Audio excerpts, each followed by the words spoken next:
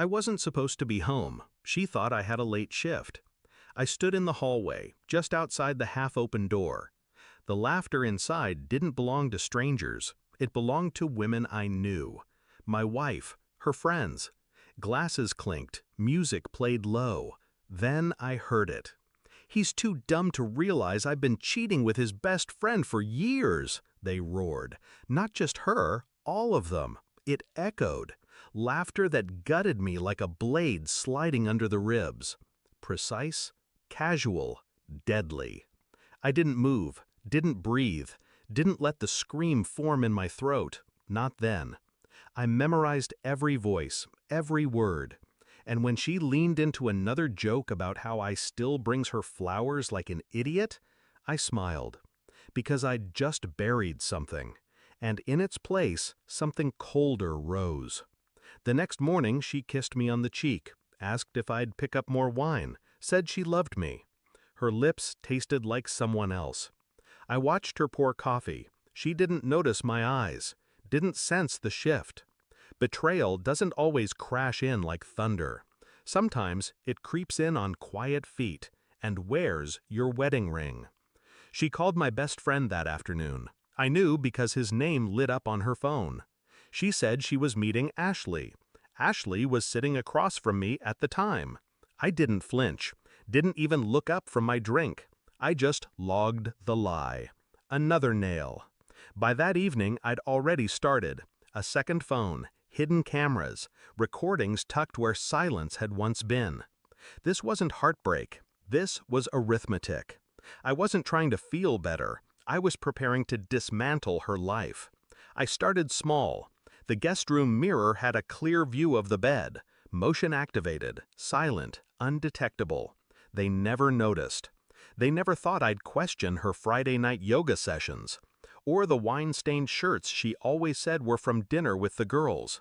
The footage told a different story. His car, their hands, his voice saying, "He's too naive to catch us." I replayed that line until it stopped hurting, until it became data. I took his number, cross-referenced texts, found timestamps, patterns, searched receipts she never thought I'd check. She used my card at the hotel. Poetic. I checked our child's birth certificate next. Call it curiosity. Dates didn't line up. I got a quiet paternity test. Results arrived in an unmarked envelope. Negative. I stared at the paper for hours, not in pain, in silence, like I was studying the ghost of a life I never really lived. I waited until the day before our anniversary. I handed her a single envelope. Nothing dramatic. She opened it slowly, brows furrowed, paused at the DNA report. What is this?" I didn't answer. She flipped to the printed texts, screenshots, photographs, all the nights she thought I was working late, all the lies she'd whispered into a phone she thought I never touched. Her face shifted. Denial, panic, something almost like fear. I can explain." "I know," I said. "That's all." I stood, walked to the door, paused. "You didn't just cheat on me," I said without turning. "You buried me under your lies and expected me to thank you for the dirt." Then I left her with her own words ringing in her ears. "He's too dumb to realize." She'd been half right. She showed up at my door 3 days later, eyes red, hair wild, no makeup, just the ruin of who she used to be. Crying, begging, said she'd made a mistake. She didn't come alone. Behind her, my best friend. No longer smug, no longer bold. I didn't invite them in, just stepped aside, letting them see the living room. Inside, my lawyer, a custody mediator, my brother holding a folder thick with evidence. She looked confused, then horrified. I handed her the divorce papers, outlined with financial discrepancies, cheating clauses, and full custody claims. No yelling, no drama, just silence, just consequences. "You don't have to do this," she whispered.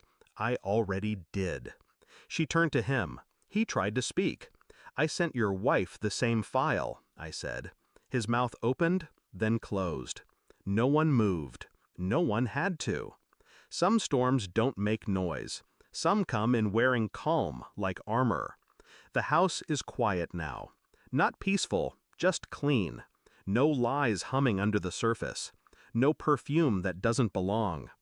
People ask if I miss her. I don't. You can't miss a person who never really existed. Just an actress, reading lines, smiling on cue. Sometimes I replay the audio, that drunken laugh, that line, "He's too dumb to realize." I don't play it to hurt. I play it to remind myself how far I've come. The fool died that night in the hallway. What's left now doesn't love blindly, doesn't forget, and never, ever laughs without meaning it.